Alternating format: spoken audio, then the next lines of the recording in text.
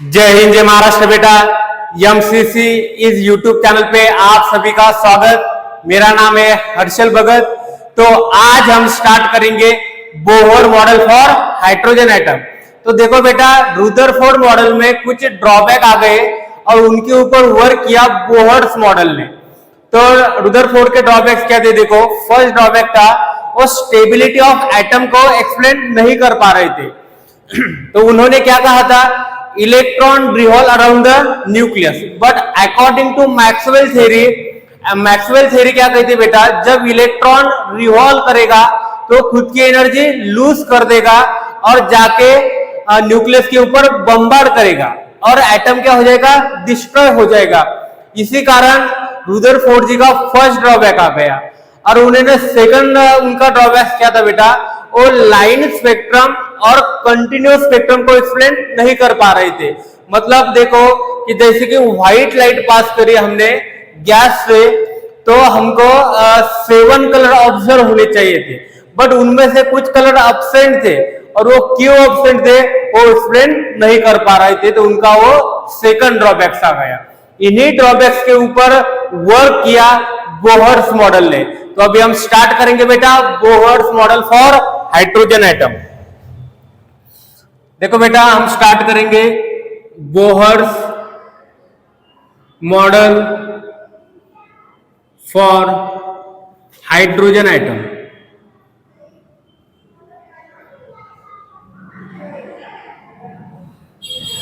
Bohr's model for hydrogen atom. इनका first point क्या था बेटा? देखो, atom has centre called nucleus. देखो बेटा, जो रुदरफोर्ड जी ने बात कही थी वही बात इन्होंने क्या कहा? एटम हैज सेंटर, और इसको क्या बोलेंगे हम? न्यूक्लियस बोलेंगे। सेकंड पॉइंट क्या था इनका? देखो, इन्होंने क्या कहा? इलेक्ट्रॉन, बहुत ही इंपॉर्टेंट पॉइंट है बेटा। देखो, यहां से अभी शुरुआत होती है। Electron revolve in fix circular orbit with the fixed energy,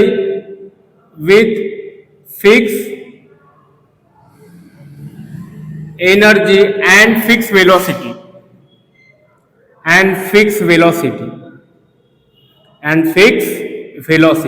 देखो बेटा, इस पॉइंट को हम अच्छे से समझेंगे। जैसे कि क्या कहा? ये एटम है, एटम का ये हो गया न्यूक्लियस, ये हो गई फर्स्ट सेल, ये हो गई सेकंड सेल, थर्ड सेल, ठीक है। इसको नाम दिया के एल एम एन। तो क्या लिखा बेटा? Electron revolve in fix circular orbit. या तो इलेक्ट्रॉन के शेल में रिवॉल्व करेगा, या तो एल में करेगा, या तो के एल एम में करेगा, या तो एन में करेगा बेटा, ठीक है। इस यम और एन के बीच में कोई सेल नहीं बेटा। यल और यम के बीच में कोई सेल नहीं है, के और यल के बीच में कोई सेल नहीं है। इनके बिटवीन में, इस दो सेल के बिटवीन में इलेक्ट्रॉन रिवॉल्व नहीं करेगा। या तो के में करेगा, यल में करेगा, यम में करेगा, तो एन में करेगा, ठीक है। तो ये क्या हो गई? फिक्स ऑर्बिट हो गई। उसी फिक्स ऑर्बिट में इलेक्ट्रॉन रिवॉल्व करेगा, इसके बिटवीन में इलेक्ट्रॉन रिवॉल्व करेगा नहीं, ठीक है। या तो के में करेगा, यल में करेगा, यम में करेगा, एन में, बिटवीन में नहीं करेगा। के और यल के बिटवीन में इलेक्ट्रॉन रिवॉल्व नहीं करेगा, इसलिए क्या कहा? Fix circular orbit. अभी इन्होंने क्या कहा बेटा? Fix energy. देखो, इस के शेल की फिक्स एनर्जी, इसकी एनर्जी है -13.6 इलेक्ट्रॉन वोल्ट, यल की एनर्जी है -3.5 इलेक्ट्रॉन वोल्ट, इसकी है -1.5 इलेक्ट्रॉन वोल्ट, इसकी है 0.85 इलेक्ट्रॉन वोल्ट। जब के में रिवॉल्व करेगा तो उसकी फिक्स एनर्जी होगी, कितनी होगी? -13.6 इलेक्ट्रॉन वोल्ट होगी, इलेक्ट्रॉन की एनर्जी होगी बेटा। जब इलेक्ट्रॉन यल शेल में रिवॉल्व करेगा तो उस इलेक्ट्रॉन की एनर्जी कितनी होगी? -3.5। यम में रिवॉल्व करेगा तो उसी इलेक्ट्रॉन की एनर्जी होगी -1.5, यन में रिवॉल्व करेगा तो -0.85 इलेक्ट्रॉन वोल्ट होगी। ठीक है बेटा, तो उसकी एनर्जी भी क्या होगी, फिक्स होगी। तो देखो इस पॉइंट में जो फर्स्ट ड्रॉबैक्स आया था रुदरफोर्ड मॉडल में, वो क्या हो गया, क्लियर हो गया। रुदरफोर्ड मॉडल में क्या कहा था कि जब इलेक्ट्रॉन रिवॉल्व करेगा, मतलब कौन सी भी सेल में रिवॉल्व करेगा, या तो इलेक्ट्रॉन के में हो सकता है, इसके बिटवीन में हो सकता है, यल और के बिटवीन में भी हो सकता है, ऐसा कहना था रुदरफोर्ड जी का।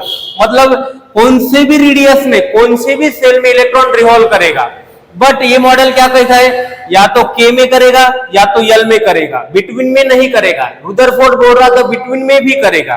ठीक है, अकॉर्डिंग टू मैक्सवेल थ्योरी क्या कह रही थी कि इलेक्ट्रॉन एनर्जी इमिट करेगा, बट इन्होंने अभी क्या कर दी कि जो ऑर्बिट है इसकी एनर्जी फिक्स कर दी।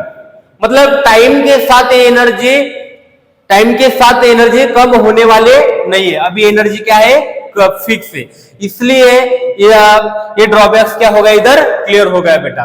रुदरफोर्ड बोल रहे थे कि इसमें भी रिवॉल्व कर सकता है, इसमें भी रिवॉल्व कर सकता है, कौन से भी रेडियस में इलेक्ट्रॉन रिवॉल्व कर सकता है।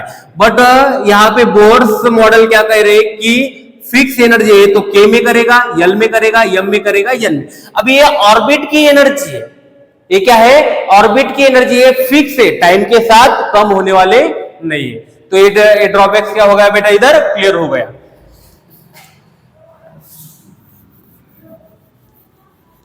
अभी एनर्जी इलेक्ट्रॉन लॉस मूव करते वक्त इमिट नहीं करेगा, क्योंकि वो ऑर्बिट की एनर्जी अभी फिक्स हो गई।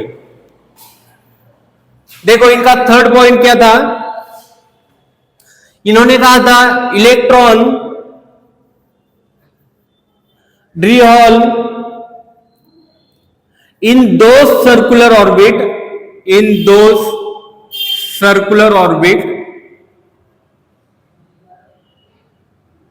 electron revolve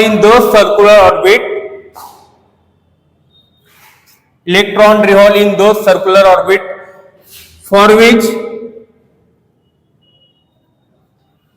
angular momentum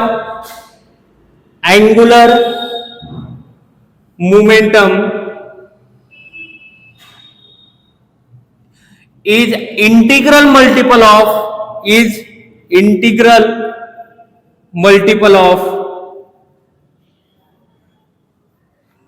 nh upon 2 pi. देखो बेटा क्या है थर्ड पॉइंट, यहां पे मैं एटम शो करता हूं। ये हो गया न्यूक्लियस, ये हो गया एटम का न्यूक्लियस, ये हो गई के शेल, यल शेल और यम शेल। तो इन्होंने क्या कहा, इलेक्ट्रॉन रिवॉल्व इन दो circular orbit which has angular momentum. Angular movement को हम डिनोट करेंगे यल से। Angular momentum is integral multiple of nh upon 2 पाई। अब ये यन क्या है बेटा, यन है इंटीजर, मतलब ये 1 हो सकता है, 2 हो सकता है, 3 हो सकता है, 4 हो सकता है। ये 1.5 नहीं हो सकता बेटा, ये 2.5 नहीं हो सकता, ये 3.5 नहीं हो सकता। मतलब क्या है, देखो इनका एंगुलर मोमेंटम इलेक्ट्रॉन का एंगुलर मोमेंटम किसमें शो होगा, या तो 1 में शो होगा, या तो 2 सेल में शो होगा, या थर्ड सेल में शो होगा। फर्स्ट सेल में शो होगा, या सेकंड सेल में शो होगा, या थर्ड सेल में शो होगा, या तो के सेल में शो होगा, या तो यल सेल में होगा, या तो यम सेल में होगा। देखो बेटा ये 1.5 इसमें शो नहीं होगा, 2.5 इसके बीच में शो नहीं होगा, 3.5 इसके बीच में नहीं शो होगा। किसमें शो होगा बेटा, या तो 1 होगा, या तो 2 में होगा, या तो 3 में होगा, या तो 4 में होगा, के यल यम यन सेल में। एंगुलर मोमेंटम ऑफ इलेक्ट्रॉन किसमें शो होगा, के यल यम यन, इसके बीच में शो नहीं होगा बेटा। अभी एंगुलर मोमेंटम किसे कहेंगे, देखो L is equal to angular momentum, देखो इधर लिखेंगे हम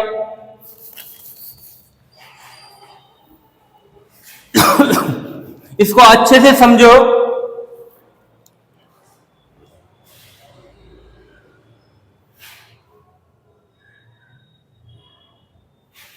देखो बेटा, एंगुलर ये जो पॉइंट है इस चैप्टर का सबसे इंपॉर्टेंट पॉइंट है, ठीक है।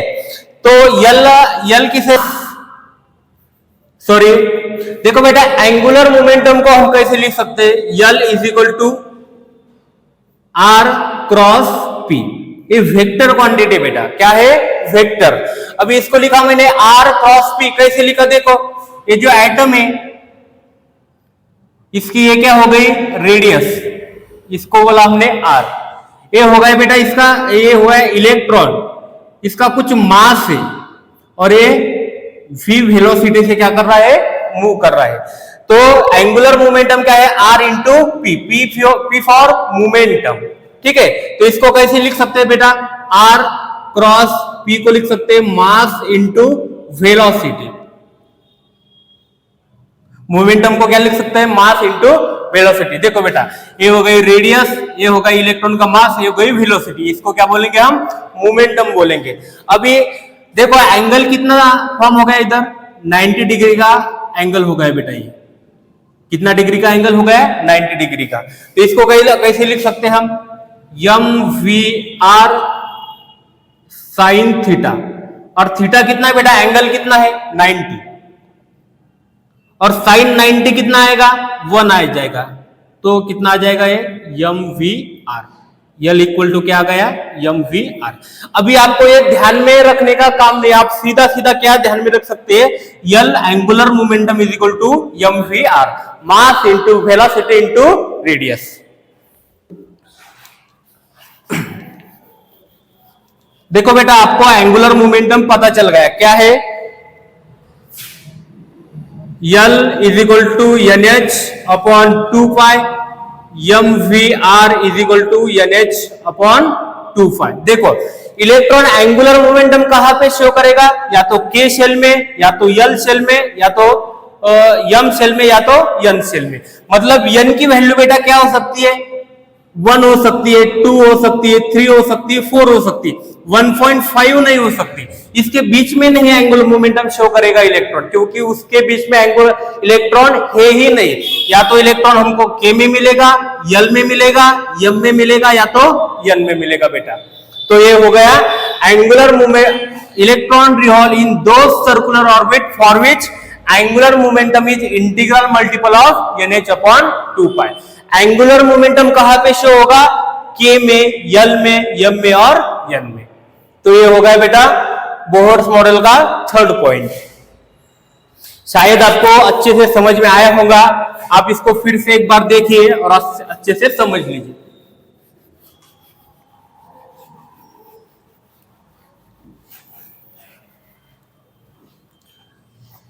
देखो बेटा, फोर्थ पॉइंट क्या है इनका,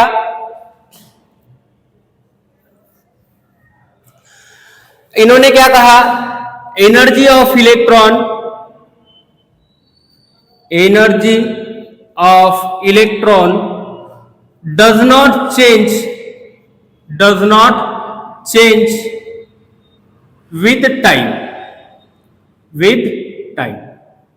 देखो बेटा, हमने कहा यहाँ पे न्यूक्लियस, ये हो गई फर्स्ट सेल, ये हो गई सेकंड सेल, ये हो गई थर्ड सेल, ठीक है। तो इस ऑर्बिट की के यल एम, के की एनर्जी फिक्स है -13.6 इलेक्ट्रॉन वोल्ट, यल की फिक्स है -3.5 इलेक्ट्रॉन वोल्ट, एम की फिक्स है -1.5 इलेक्ट्रॉन वोल्ट। अभी जैसे जैसे टाइम बीतता जाएगा ये एनर्जी सेम रहेगी बेटा, ये एनर्जी फिक्स है, ये चेंज होने वाले नहीं है। इसलिए क्या कहा, एनर्जी, अभी इसके अंदर इलेक्ट्रॉन है तो एनर्जी कैसी हो गई, फिक्स हो गई। जैसे जैसे टाइम बीत जाएगा वैसे वैसे एनर्जी क्या रहेगी, फिक्स रहेगी, टाइम के साथ एनर्जी चेंज होने वाली नहीं है। तो एनर्जी क्या है बेटा, फिक्स है। इसलिए क्या लिखा हमने, energy of electron does not change with time. Orbit की एनर्जी क्या है, फिक्स है, तो इसलिए इलेक्ट्रॉन की एनर्जी चेंज होने वाली नहीं है बेटा। ये होगा इनका फोर्थ पॉइंट। देखो फिफ्थ पॉइंट में क्या है, इन्होंने क्या कहा, while revolving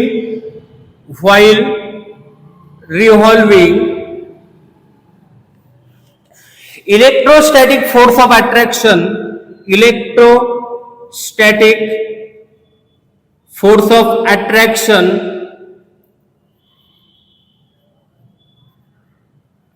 present between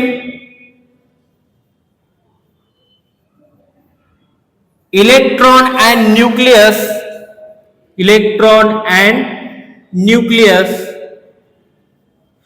while revolving, electrostatic force of attraction present between electron and nucleus, and they provide centripetal force,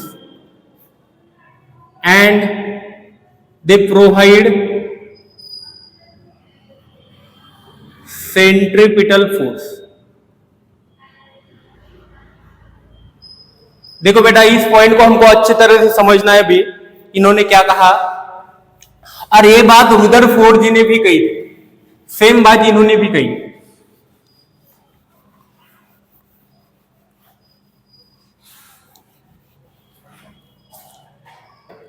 देखो, ये एटम है, इसके सेंटर पे न्यूक्लियस, अभी इसके ऊपर है पॉजिटिव चार्ज, इलेक्ट्रॉन के ऊपर है निगेटिव चार्ज। अभी पॉजिटिव और नेगेटिव चार्ज में कौन सा फोर्स ऑफ अट्रैक्शन रहता है बेटा? Electrostatic force of attraction. इन दोनों को बीच में कौन सा है? Electrostatic force of attraction. देखो, इलेक्ट्रोस्टैटिक, ये जो फोर्स है ये कौन सा है? Electrostatic force of attraction.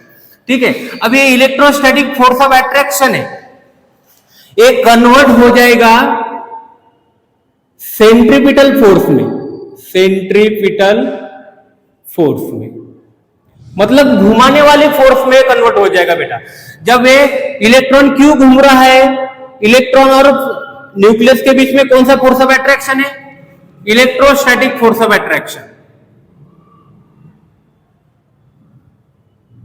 Electrostatic force of attraction, और यही इलेक्ट्रोस्टैटिक फोर्स ऑफ अट्रैक्शन इस इलेक्ट्रॉन को घुमा रहा है अराउंड द न्यूक्लियस, मतलब वो किस में कन्वर्ट हो रहा है? सेंट्रीपिटल फोर्स में कन्वर्ट हो रहा है बेटा।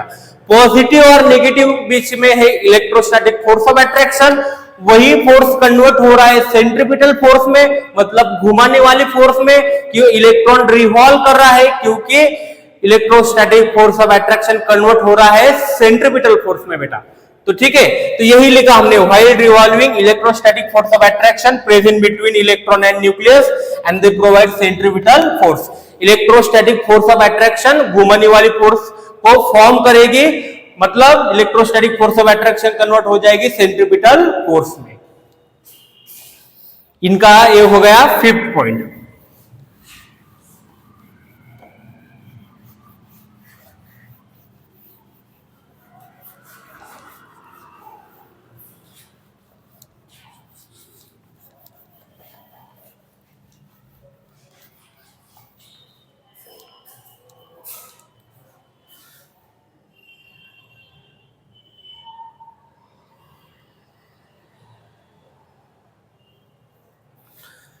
देखो, पॉइंट नंबर 6 देखेंगे बेटा हम। पॉइंट नंबर 6 में इन्होंने क्या कहा था? Electron accept energy, electron accept energy, they move from lower energy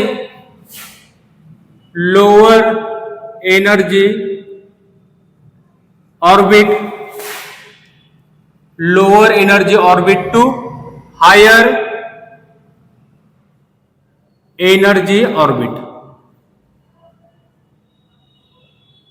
देखो बेटा, ये हमको अच्छे से एक्सप्लेन करना है इसको। इलेक्ट्रॉन ने क्या एक्सेप्ट की? एनर्जी ली, एनर्जी को एब्सॉर्ब किया। देखो, जैसे कि ये क्या है? न्यूक्लियस से ये हो गई फर्स्ट सेल, ये हो गई सेकंड सेल, ये हो गई थर्ड सेल। ठीक है, तो इसके अंदर है प्रोटॉन और न्यूट्रॉन, पॉजिटिव चार्ज, एक K shell, L shell, M shell, इसके अंदर है इलेक्ट्रॉन। और इस ऑर्बिट की एनर्जी क्या है बेटा? फिक्स है। इसकी कितने? -13.6, इसके -3.5, इसके 1.5 इलेक्ट्रॉन वोल्ट। ठीक है, अभी इसका जो के शेल का जो इलेक्ट्रॉन है वो उसके जो ऊपर वाली सेल है उसमें जा सकता है बेटा। कैसे जा सकता है? वो एनर्जी को एब्सॉर्ब करेगा। देखो ये कितना है 13.6, कितना है 13.6। अभी 13.6 को आप कितनी एनर्जी देके इसको इसके अंदर ला सकते हैं? देखो 13.6 माइनस कर देंगे अपन 13.6 3.5 कितना आ गया 1.01 10.1। देखो बेटा क्या है, इसकी एनर्जी कितनी है 13.6, आप इसको 10.1 एनर्जी दे दो, आप ऊपर से इसको 10.1 इलेक्ट्रॉन वोल्ट एनर्जी दे दो। इस 13.6 माइनस 13.6 को आपने 10.1 एनर्जी दे दी तो ये कितना हो गया? देखो 530, मतलब कितना हो गया बेटा? 3.5 हो गया। ठीक है, तो देखो आपने 13.6 इलेक्ट्रॉन वोल्ट के शेल को 10.1 इलेक्ट्रॉन वोल्ट दे दी तो इलेक्ट्रॉन जम कर गया के से लेकर कहां तक?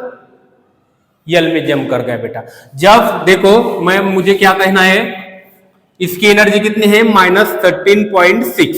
अभी आपने माइनस 13.6 को कितनी एनर्जी देगा? दी 10.1, तो ये कितना हो गया बेटा? 53।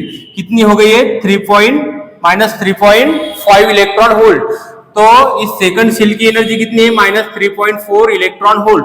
तो आपने इसको 10.1 एनर्जी दे दी तो इसमें से इलेक्ट्रॉन जंप करके आ जाएगा इसके अंदर, मतलब के से कहां तक आ जाएगा? यल से आ जाएगा, मतलब एनर्जी एब्सॉर्ब करेगा। तो लोअर एनर्जी लोअर सेल से वो कहां पे आ जाएगा?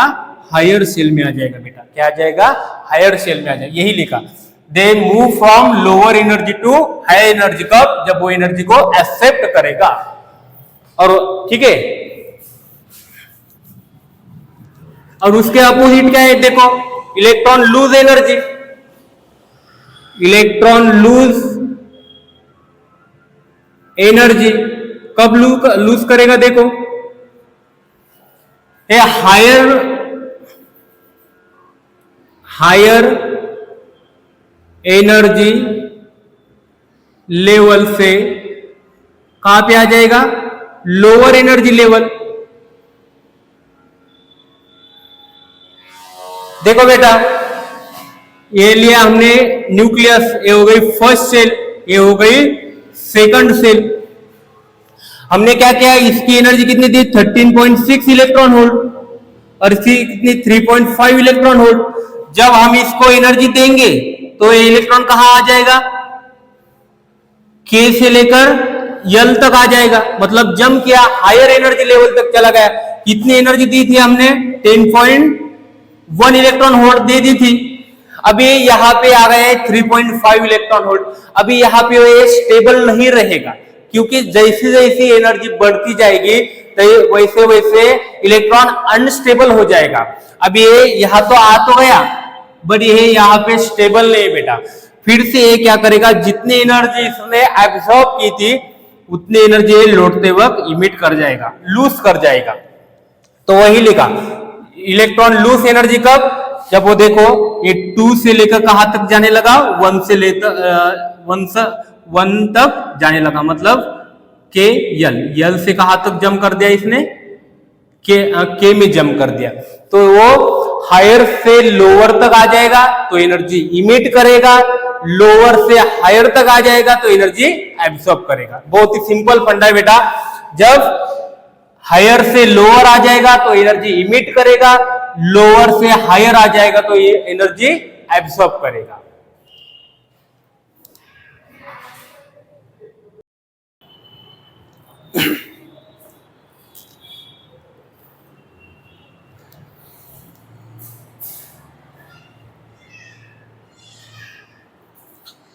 देखो बेटा पॉइंट नंबर 7 क्या है? Increase the positive charge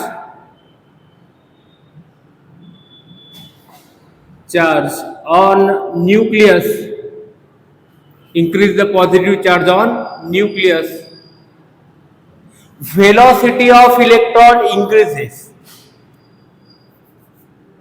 velocity of electron is increases। देखो इस पॉइंट को हम समझेंगे अच्छे से। देखो बेटा, जब जितने पॉजिटिव चार्ज इंक्रीज होंगे न्यूक्लियस के ऊपर उतनी ज्यादा वेलोसिटी होंगी इलेक्ट्रॉन की।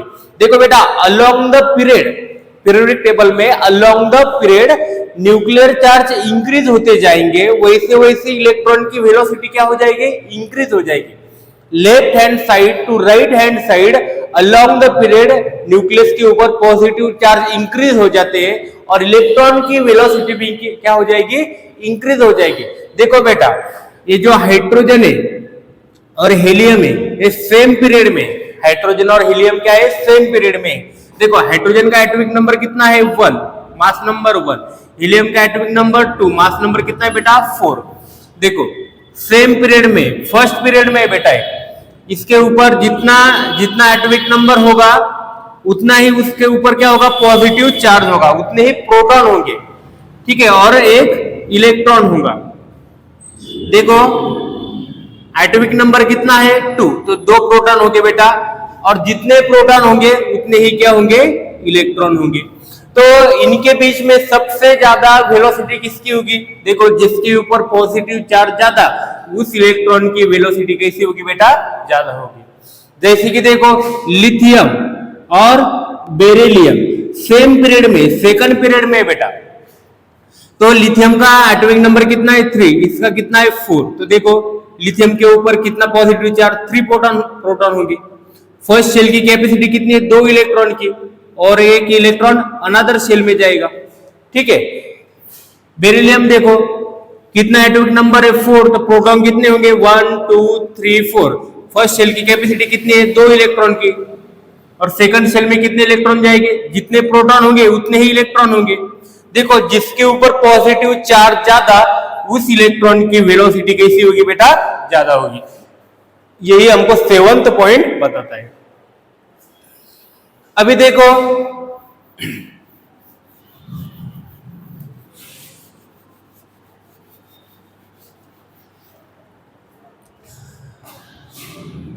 पॉइंट नंबर 8, पॉइंट नंबर 8 क्या कहता है, देखो increase the principal quantum number, principal quantum number, इसी को बेटा हम सेल कहेंगे। प्रिंसिपल क्वांटम नंबर को सिंपल लैंग्वेज में क्या कहेंगे हम, shell. Increase the principal quantum number, decrease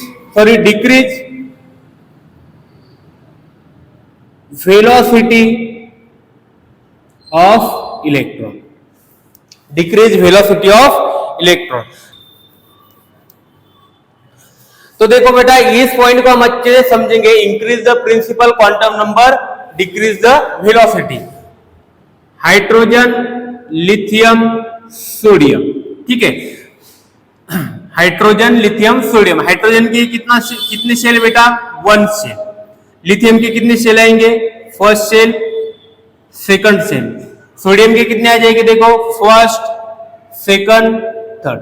third period में तो 3 शेल आ जाएंगे। हाइड्रोजन की 1 शेल में 1 इलेक्ट्रॉन, इसके लिथियम कितने आ जाएंगे, 2, और इधर आ जाएंगे 3, ठीक है। तो देखो बेटा ये हो गई के शेल, यल शेल, ये हो गई के शेल, ये हो गई के यल यम। अभी आपको पूछा कि सबसे ज्यादा वेलोसिटी किसमें रहेगी, जिसमें कम शेल रहेंगे, जिसमें कम शेल रहेंगी उसकी वेलोसिटी कैसी रहेगी, ज्यादा रहेगी। तो इसमें कितने शेल बेटा, 3 शेल, इसमें 2 शेल, इसमें 1 शेल। जिसमें कम शेल रहेगी उसमें इलेक्ट्रॉन की वेलोसिटी ज्यादा रहेगी। देखो increase the principal quantum number मतलब शेल, जितनी ज्यादा शेल इंक्रीज हो जाएगी उतनी ज्यादा इलेक्ट्रॉन की वेलोसिटी क्या होती जाएगी बेटा, कम होती जाएगी। जितनी कम शेल रहेंगी वेलोसिटी उतनी ज्यादा रहेगी। तो ये हो गए point number 8।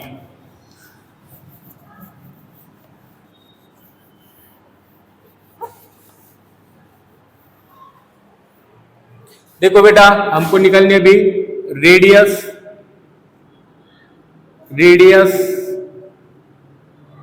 Of orbit in atom. देखो कैसे निकाल लेंगे हमने एक फॉर्मूला लिखा था M we are is equal to N H upon 2 pi, मतलब angular momentum is M we are is equal to N H upon 2 pi. Angular momentum is integral multiple of N H upon 2 pi. ठीक है। और देखो बेटा, जो electrostatic force है वही हमको प्रोवाइड करती है घुमाने वाली फोर्स, सेंट्रीपिटल फोर्स को। इलेक्ट्रोस्टैटिक फोर्स किसको प्रोवाइड करते हैं बेटा? सेंट्रीपिटल फोर्स को। तो इलेक्ट्रोस्टैटिक फोर्स को कैसे लिखेंगे? 1/4 पाई E not ZE square upon R square. तो ये क्या हो गया बेटा? Electrostatic force. ये क्या प्रोवाइड करेगी हमको? Centripetal force mv square upon R। Electrostatic force ने क्या प्रोवाइड की? सेंट्रीपिटल फोर्स को। तो ये दो इक्वेशन हमारे पास आ गए। इन दो इक्वेशन से बेटा हम रेडियस को निकाल सकते हैं। देखो कैसे निकालेंगे, इसका स्क्वायर कर देंगे हम। तो इनको इस साइड लिखेंगे NH upon 2 pi is equal to mvr का कर देंगे स्क्वायर। और देखो बेटा, इसको डिवाइड कर देंगे हम इस इक्वेशन के 1/4 पाई E नॉट R का क्या होगा इधर स्क्वायर, ऊपर आ जाएगा ZE स्क्वायर। ठीक है। और नीचे लेना है हमको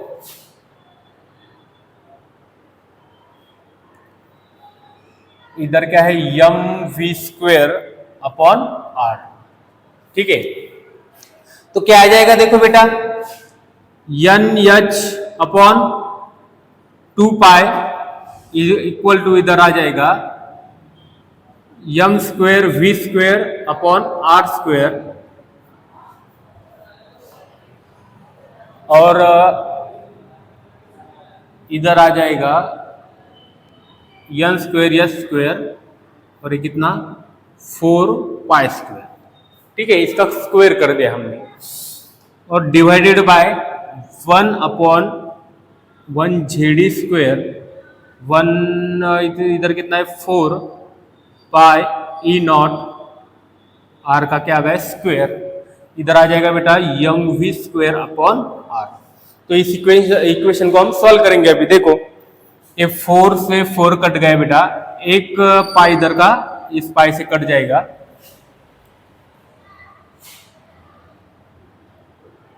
ठीक है। तो देखो क्या आ जाएगा,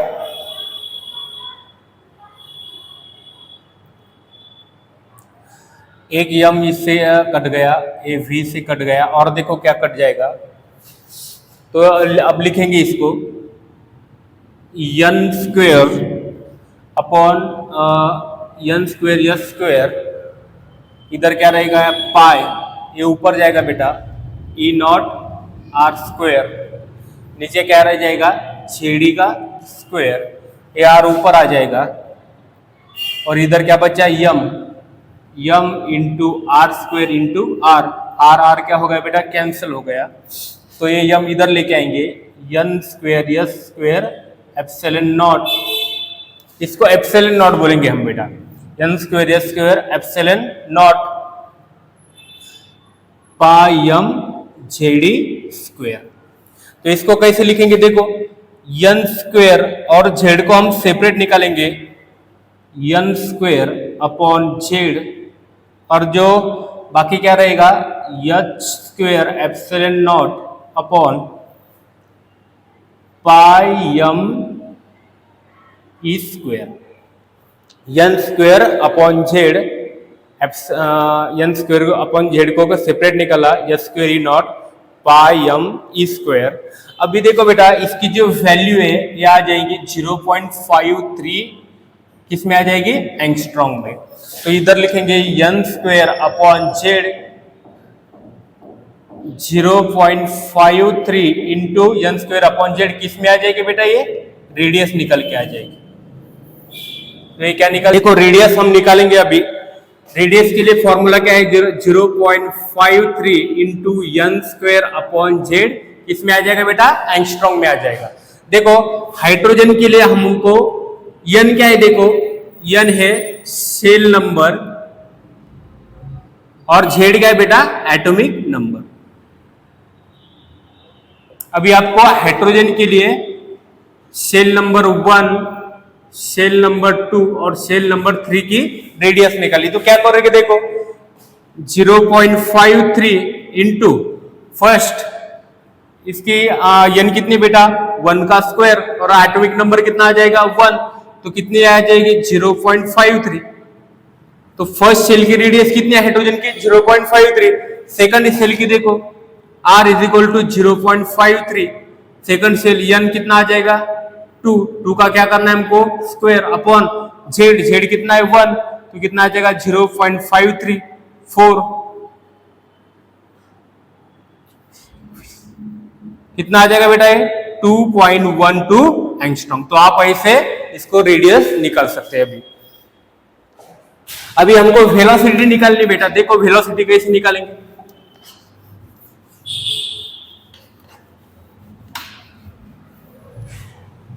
देखो हमारे पास कौन कौन से फॉर्मूले, N square M we are is equal to N H upon 2 pi.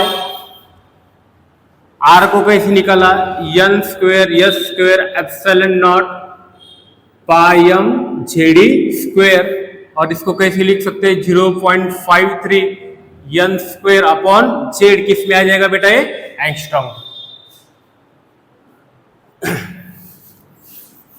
तो अभी हमको निकालनी है वेलोसिटी। तो देखो angular momentum is integral multiple of N H upon 2 pi. तो रेडियस में बेटा इक्वेशन पुट कर देना है। देखो एम वी आर कितना है N square S square epsilon naught upon pi M Z E square, और ये क्या है बेटा एन एच अपॉन 2 पाई। तो देखो क्या क्या कट हो जाएगा, इस एम से एम कट गया, इस पाई से इस पाई को कट गया, ये एक एन कट गया इधर से, एक इधर से कट गया। तो क्या क्या बचा है देखो बेटा, इस झेड़ी को इधर बचा है, इस झेड़ी को ऊपर लेके जाएंगे तो ये हो जाएगा झेड़ी स्क्वायर, ठीक है। इधर 2 बचा है अभी, तो इधर रख दिया 2, और इधर का क्या आ जाएगा N H epsilon naught, N H epsilon naught Z E square upon 2 N H epsilon naught. इधर का कुछ बचा है क्या, नहीं बचा है। तो देखो बेटा v वेलोसिटी क्या आ गई जेड अपॉन, अब ये जेड अपॉन एन को सेपरेट लेंगे और इधर लिख देंगे E square upon 2 H epsilon naught, और इसकी वैल्यू आ जाएगी Z upon N 2.18 into 10⁻6 metre पर सेकंड। तो इससे हम वेलोसिटी ऑफ इलेक्ट्रॉन निकाल सकते हैं। अभी क्या निकालेंगे बेटा हम, वेलोसिटी ऑफ इलेक्ट्रॉन। तो जेड क्या है एटॉमिक नंबर, और एन क्या है बेटा सेल नंबर। तो हीलियम के केस में हमको निकालनी है। तो देखो हीलियम का कितना आएगा एटॉमिक नंबर 2 आ जाएगा, और फर्स्ट सेल के लिए निकालनी होगी N is equal to 1 first shell के लिए, तो 1 रख देंगे, और कितना है 2.18 इंटू 10⁻6 मीटर पर सेकंड। तो कितना निकल के आ जाएगी 4 इंटू 10⁻6 मीटर पर सेकंड, ठीक है। किसके लिए निकली बेटा हमने, हीलियम के लिए निकली।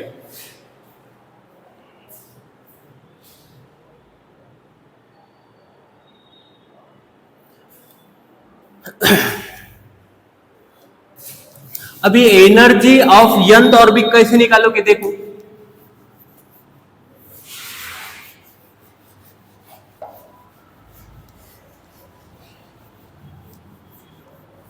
एनर्जी ऑफ nth ऑर्बिट,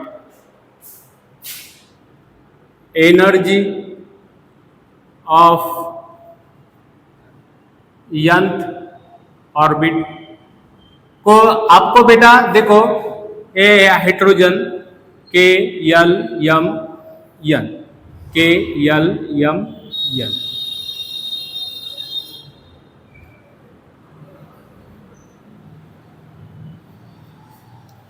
तो आपको K की एनर्जी निकलनी है, L की एनर्जी निकलनी, M N, इस सेल की एनर्जी निकलनी बेटा। तो आपको एनर्जी ऑफ nth ऑर्बिट इसका फॉर्मूला यूज करना होगा, एनर्जी ऑफ nth ऑर्बिट। तो इसका फॉर्मूला बेटा -13.6 Z square upon N square, ये आ जाएगा इलेक्ट्रॉन वोल्ट में।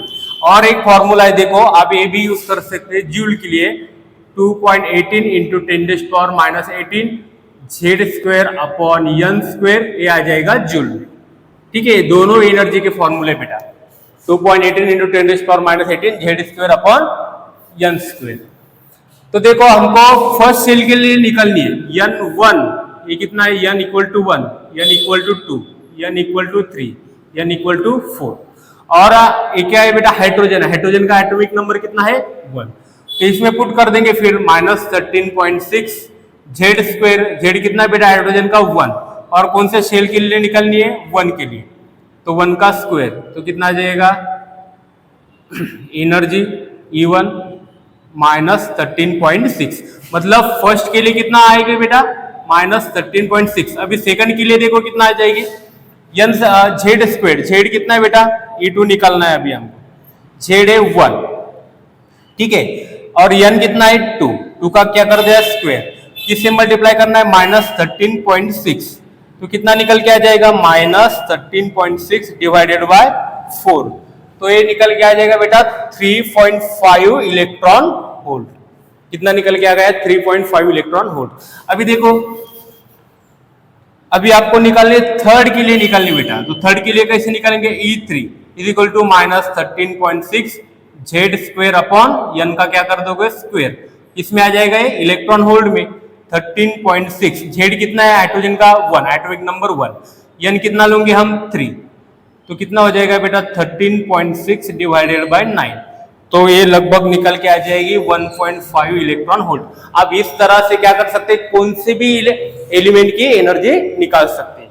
एन क्या है बेटा, ये जेड है एटॉमिक नंबर, और एन है बेटा सेल नंबर। तो इस फॉर्मूले से आप कौन सी भी सेल की क्या निकाल सकते हैं, एनर्जी निकाल सकते हैं, कौन सी ही एटम की सेल की एनर्जी आप निकाल सकते हैं। ये हो गई एनर्जी ऑफ nth ऑर्बिट।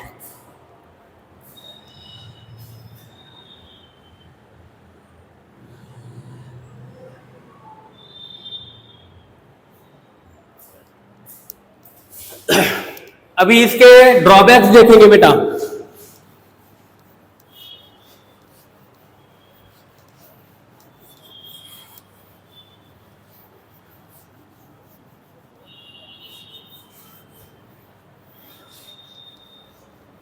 देखो बेटा, drawbacks of Bohr orbit, drawbacks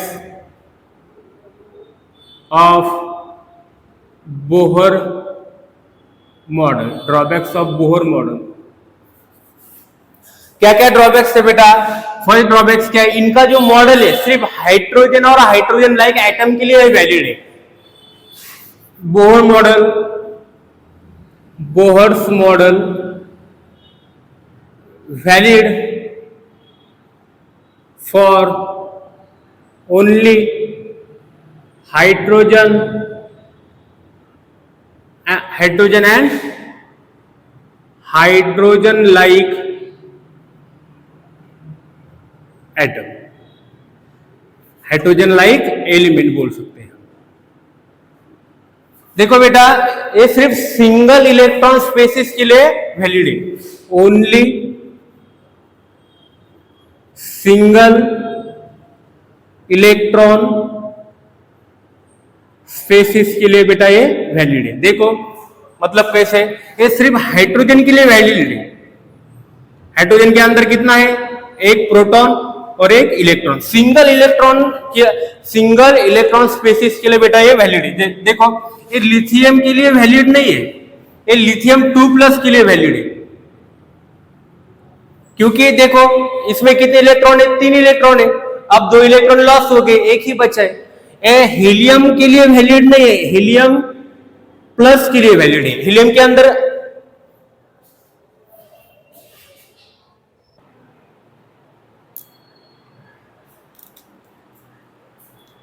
तो देखो बेटा, ये बेरिलियम के लिए वैलिड नहीं है, बेरिलियम +3 के लिए वैलिड है। ठीक है, बेरिलियम का एटॉमिक नंबर कितना है 4, तो कितने इलेक्ट्रॉन हो गए 4 इलेक्ट्रॉन। अभी कितने इलेक्ट्रॉन लॉस हो गए 3 इलेक्ट्रॉन, बचा सिर्फ 1 इलेक्ट्रॉन। तो ये सिंगल इलेक्ट्रॉन के लिए वैलिड है बेटा, ओनली सिंगल इलेक्ट्रॉन स्पीसीज के लिए वैलिड है। तो इसलिए इनका क्या आ गए ड्रॉबैक्स आ गया। देखो पॉइंट सेकंड ड्रॉबैक्स क्या था इनका,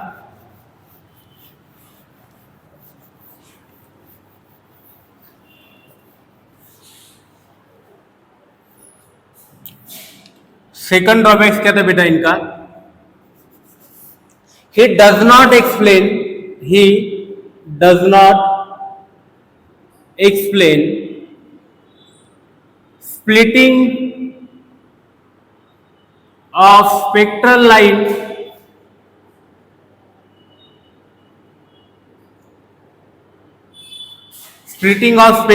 in electric field and magnetic field।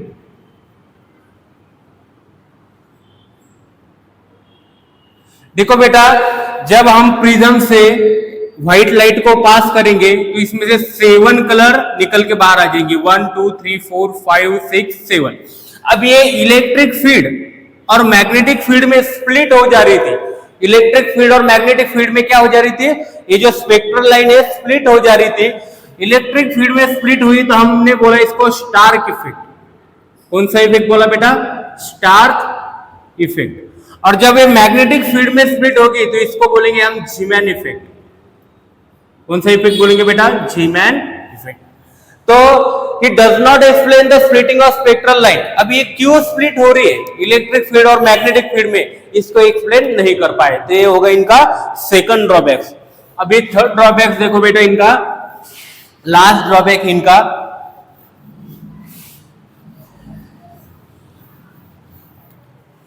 देखो बेटा इनका थर्ड ड्रॉबैक क्या है, he does not explain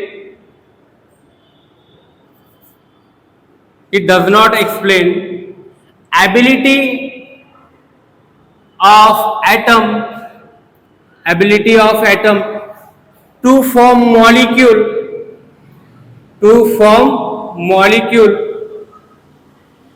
by chemical bond।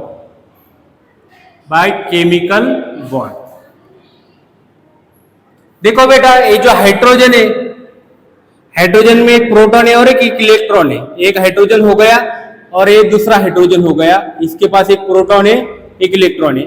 ठीक है, अब ये दोनों कंबाइन हो रही है बेटा, ये एटम और ये एटम मिलके कंबाइन हो जा रही है और मॉलिक्यूल फॉर्म कर रहे हैं।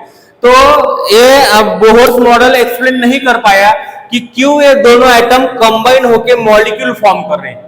ठीक है, क्योंकि इन दोनों को क्या, दोनों एटम को क्या चाहिए बेटा, स्टेबिलिटी चाहिए, अपना डुप्लेट कंप्लीट करना चाहते हैं।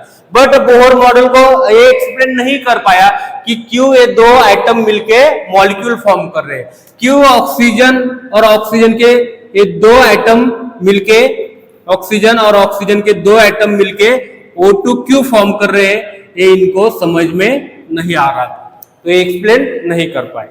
तो थैंक यू बेटा, आप सेकंड वीडियो में हम बोहर मॉडल के क्वेश्चन लगाएंगे।